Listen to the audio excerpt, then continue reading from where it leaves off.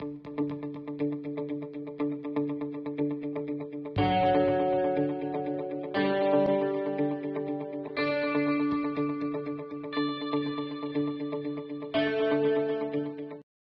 children, how are you all? Welcome to EVS class. Today we are continuing lesson Each Drop. Let us learn about availability of water on the earth. If you consider the total amount of water present in earth is 100%. And 97.2% of water is present in seas and oceans.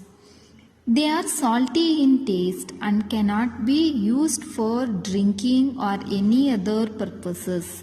Only 2.8% is potable of drinking water. In 2.8%, 2% is used present in form of ice, which also cannot be used for daily activities. Only 0.8% is available for us to use. So we have to understand that water is precious. ಭೂಮಿಯ ಮೇಲಿನ ನೀರಿನ ಲಭ್ಯತೆಯ ಬಗ್ಗೆ ತಿಳಿದುಕೊಳ್ಳೋಣ. ಭೂಮಿಯಲ್ಲಿರುವ ಒಟ್ಟು ನೀರಿನ ಪ್ರಮಾಣ 100%. 97.2% ನೀರು ಸಮುದ್ರ ಮತ್ತು ಸಾಗರಗಳಲ್ಲಿ ಇರುವುದನ್ನು ನೀವು ಪರಿಗಣಿಸಿದರೆ ಅವು ರುಚಿಯಲ್ಲಿ ಉಪ್ಪಾಗಿರುತ್ತವೆ ಮತ್ತು ಕುಡಿಯಲು ಅಥವಾ ಬೇರೆ ಯಾವುದೇ ಉದ್ದೇಶಗಳಿಗೆ ಬಳಸಲಾಗುವುದಿಲ್ಲ. 2.8% ಮತ್ತು 2%ರಲ್ಲಿ ಕೇವಲ 2.8 ಮಾತ್ರ 8% ಮಾತ್ರ ಕುಡಿಯುವ ನೀರಾಗಿದೆ. ಕೇವಲ 2.8% ಐಸ್ ರೂಪದಲ್ಲಿರುತ್ತೆ. ಇದನ್ನು ದೈನಂದಿನ ಚಟುವಟಿಕೆಗಳಿಗೆ ಸಹ ಬಳಸಲಾಗುವುದಿಲ್ಲ. ನಮಗೆ ಬಳಸಲು ಕೇವಲ 0.8% ಮಾತ್ರ ಲಭ್ಯವಿರುತ್ತದೆ. ಆದ್ದರಿಂದ ನೀರು ಅಮೂಲ್ಯವಾದದ್ದು ಎಂದು ನಾವು ಅರ್ಥ ಮಾಡಿಕೊಳ್ಳಬೇಕು. Let us learn this in terms of spoons. 100 spoons totally available. Okay, 97 spoons salt water, so not useful to us. Then 2 spoons also ice water, not useful to us.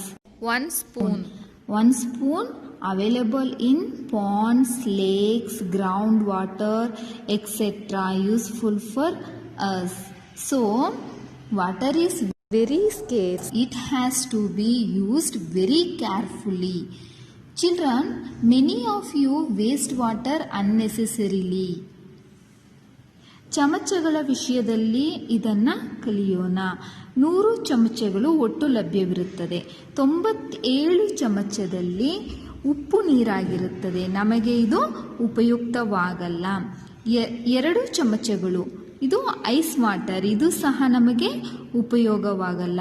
1 ಚಮಚದಲ್ಲಿ ಕೊಳಗಳು, ಸರೋವರಗಳು, ಅಂತರ್ಜಲ ಇತ್ಯಾದಿಗಳಲ್ಲಿ ಲಭ್ಯವಿರುತ್ತದೆ. ಆದ್ದರಿಂದ ನೀರು ಬಹಳ ವಿರಳ. ಇದನ್ನು ಬಹಳ ಎಚ್ಚರಿಕೆಯಿಂದ ಬಳಸಬೇಕಾಗಿದೆ. ಅನೇಕ ಮಕ್ಕಳು ಅನಗತ್ಯವಾಗಿ ನೀರನ್ನು ವ್ಯರ್ಥ ಮಾಡುತ್ತಾರೆ. Like opening the tap while brushing, not stopping running water while bathing, washing dishes and clothes. ಅಂದರೆ ಅವು ಹೇಗೆಂದರೆ ಸ್ನಾನ ಮಾಡುವಾಗ ಹರಿಯುವ ನೀರನ್ನು ನಿಲ್ಲಿಸದೆ ಹಲ್ಲುಜ್ಜುವುದು, ಪಾತ್ರೆಯನ್ನು ತೊಳೆಯುವಾಗ ಮತ್ತು ಬಟ್ಟೆಗಳನ್ನು ಒಗೆಯುವಾಗ ಎಲ್ಲ ವ್ಯರ್ಥ ಮಾಡುತ್ತಾರೆ. In page 49 of our textbook, we can see people wasting water. What will happen if we continuously waste water like this? Yes, in future we will not have water even for the necessary usage. So we should not waste water. We have to conserve water. These things can be practiced by us.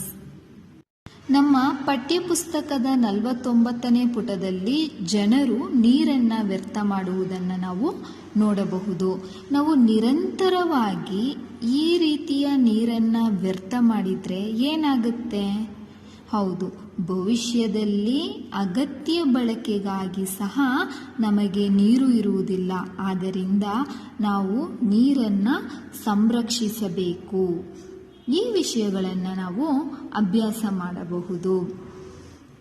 Collecting and storing rain water, growing more trees, using irrigation system, recycle water collected from our home for gardening, stop taps when not in use, construct dams and recharge groundwater.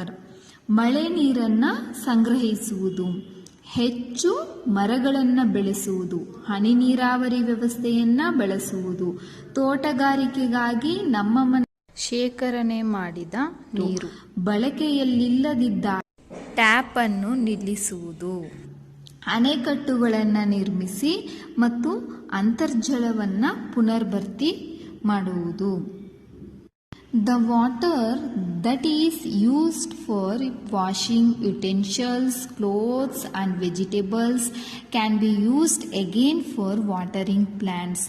This is called recycling of water. By recycling of water we can save water. ಪಾತ್ರೆಗಳು, ಬಟ್ಟೆ ಮತ್ತು ತರಕಾರಿಗಳನ್ನು ತೊಳೆಯಲು ಬಳಸುವ ನೀರನ್ನು ಮತ್ತು ಸಸ್ಯಗಳಿಗೆ ನೀರು ಹಾಕಲು ಬಳಸಬಹುದು. ಈ ನೀರನ್ನು ನಾವು ಉಳಿಸಬಹುದಾದರೆ ಮರುಬಳಕೆ ಮಾಡುವ ಮೂಲಕ ನೀರಿನ ಮರುಬಳಕೆ ಎಂದು ಕರೆಯಲಾಗುತ್ತದೆ.